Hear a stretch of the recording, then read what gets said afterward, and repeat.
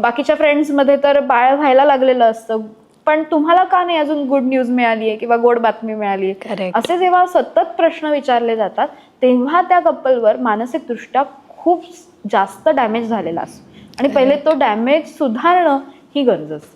इतकी इच्छाशक्ती असते, हे सगळं सहन करतात स्त्रिया, पण ते ट्रॉमाटाइज पण असतात किंवा त्यांना ते 3-4 वेळा जेव्हा होतं त्याच्यानंतर त्यांना तो ट्रॉमा विसरणं, की त्यांना सांगावं लागतं की ह्या जखमा तुम्ही पहिल्या पूर्ण विसरा, कारण का त्यांच्या मनावर झालेल्या त्या जखमा असतात, प्लस बर्डन असतं, अरे का होत नाहीये, का होत नाहीये, मग हे विसरायला त्यांना भाग पाडावं लागतं. करेक्ट. आणि तेव्हा त्यांना कोणीतरी योग्य सल्ला देणारं पण पाहिजे, कारण का काय असतं की समाजामध्ये प्रत्येक म्हणजे अगदी भेटणारा प्रत्येक व्यक्ती हळूहळू त्यांना तेच विचारणार, अरे कधी कधी होणार आहे, मग ते कुठेतरी बर्डन होत जातं. सो तिथे समाजानेही त्या कपल्सना हे प्रश्न विचारायला नाही पाहिजे की त्यांनीही ते समाजात ही सुधारणा नक्की झाली पाहिजे.